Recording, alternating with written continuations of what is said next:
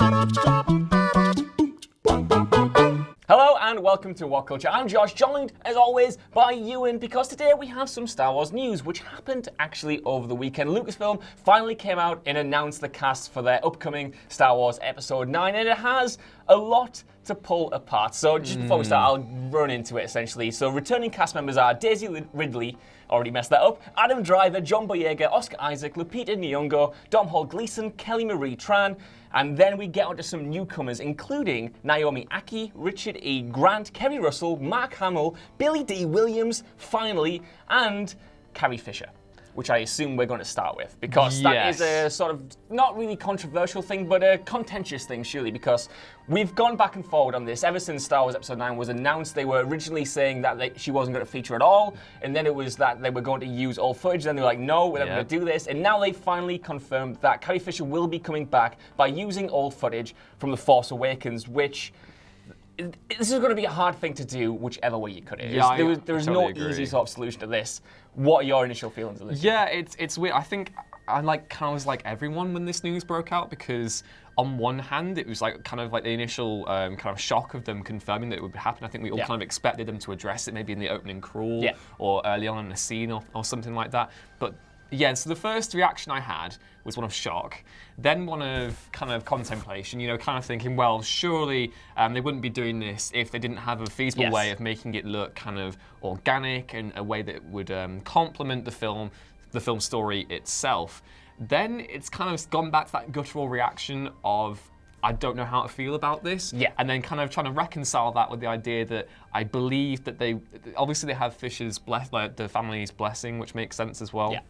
I don't know, it's trying to reconcile that with the initial guttural response of, well, we know Carrie Fisher filmed a certain amount of scenes in The Force Awakens. How easy will it be to distinguish, how easy is it going to be to make audiences believe that she's actually in this story at the current moment in time? And is she super integral to Episode 9's plot? Because we know when she passed away really tragically in 2017, 2016, they mentioned that she was going to be in Episode 9 in a really significant way. So how do you think this potentially... Does this allude to her role in the film? I think it probably does. I think she does have like an integral role. Like we said, that was the original script, and obviously it's been rewritten since then. But I think she must have, if you're going to bring her back in this way. Obviously, like the family have said, they want to honor her legacy, and that's why they've included this footage to give her a proper goodbye. Because although I think sort of like the opening credit crawl would have been sort of like a tactful way to kind of do it, just be like the galaxy is in mourning, and then like sort of go into it like that and pick up in the aftermath.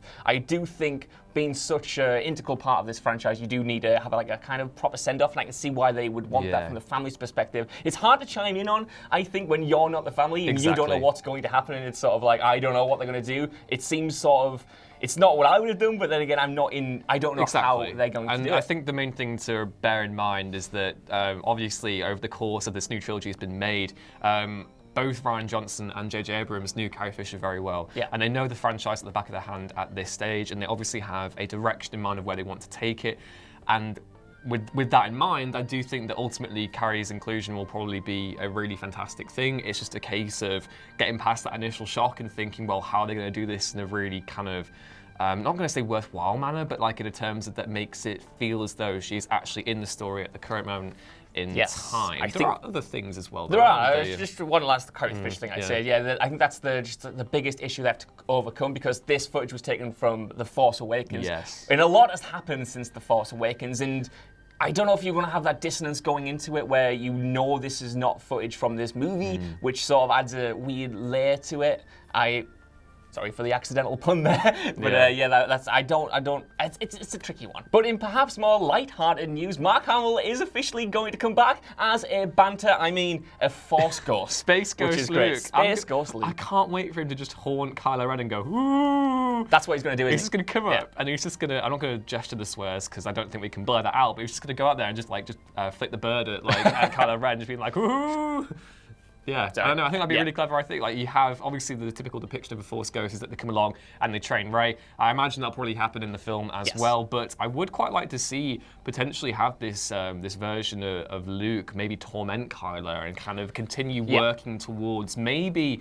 I think he's probably beyond redemption at this point. But kind of looking at it in the sense that maybe he is a lingering presence, kind of like how Kylo kept Darth Vader's helmet around. And that's really interesting, actually. I think they might do that because they've never really had a Force Ghost sort of haunt as kind of like a bad guy in these movies. They've always been there to help. And as we saw at the end of The Last Jedi, Luke is sort of, well, he's embracing the bants at the moment in time. He likes the little shrugs. He likes to mock Kylo. I think he will be there to sort of, not just to taunt him on the dark side, but trying to like redeem him in a way, like because after all, Kylo is sort of his mistake. It's his fault. So I do feel like Luke. You done goof. I feel like he'll be looking for redemption. I quite like they've just admitted that he's coming back and not being a sort of tease, because we all knew Mark Hamill was going to come back as a Force Ghost, and to get out ahead of it is just like, yeah, we've got that to look forward to now. And I think J.J. Abrams didn't get much time with Mark Hamill in The Force Awakens, probably got like 5 minutes on one scene. So it's nice to see him finally get to work with the actor, which I know he loves, and like the character, which will be great, I think. Yeah, I totally agree. I'm really excited about Luke's presence, and I'm also really excited about the fact that Billy D. Williams is finally getting some attention, because that was one of the weirdest things to me, I guess, because obviously in the original trilogy arc, you had the big thing with Lando going from being kind of, he's only in it for himself, he's in it for the interests of Cloud City, and he sells Han and the rebels out to Darth Vader. But by the time Return of the Jedi comes around, obviously he's a fully fledged like general. Yeah. They advance up the ranks. I know they do, don't they? But yeah, his big thing is he leads the assault on the second Death Star, and you'd think that in between that time, Lando would have probably stayed around and looked to kind of influence things, because he's an influencer. And that is one of the interesting things to me about this new continuity is, what has Lando been up to? I think they have to dive into that in the next movie. Like, he must have been up to something, but I don't know how much time you sort of dedicate to it. Do you think that'll sort of, what he's been up to will have an integral role in like sort of the ending? Will he come back and be like, I've got this piece of information that's going to act as a major plot point in now the movies around that? I don't know, or whether it'll just be sort of like, hey guys, I'm back from vacation. I had a nice trip around the world, shagging robots, playing sabacc. Playing sabacc with everyone. I don't know. I'm interested. I think they want to retain that original trilogy presence, which is obviously going to be divisive, because I thought The Last Jedi was kind of divesting from that, irrespective of whether Carrie Fisher was to have an integral role in Episode 9. I think that was the big thing with that film. But I think at the end of the day, they are righting a wrong in not having Billy D. Williams' character included right off the bat. So I'm very excited about that. So we got other new additions as well. We've got Naomi Aki and Kerry Russell, who have both been rumoured for a little while now, Kerry Russell in particular, and they are allegedly playing brand new characters. There is not much to really go on. I don't know whether they're going to be aliens or rebel fighters or Jedis or Sith. I honestly have no clue, but both actors are very, very good, and it's nice to, round out the cast with a couple more newcomers before this saga officially ends, which it is happening, because they also snuck in a little thing, which we've all known for a while, is that the Skywalker saga is officially ending with this movie, which is good, because you need Billy D. Williams back for that, you've got the full cast back together, and maybe that's why they're sort of bringing Carrie Fisher back as well, because they're wrapping up this saga, which has been going on for decades, since long before I was even a person on this planet. So it's, you see that weight coming through, and like, I think that's why there's been such a push for Carrie Fisher to come back. And I think emphasising that closure is going to be what gets a lot of people back, because irrespective of how you felt about The Last Jedi, I think a lot of people were disappointed with the fact that they didn't feel as though there was much, they felt that everything from Episode 7 had been resolved in that film, and there wasn't potentially much left in Episode 9. So I think the fact that they emphasise that this is the end of one of the biggest cinematic arcs kind of in cinematic history, I think that's probably going to be a big deal. And I'm excited, I'm very optimistic. I think the main thing is kind of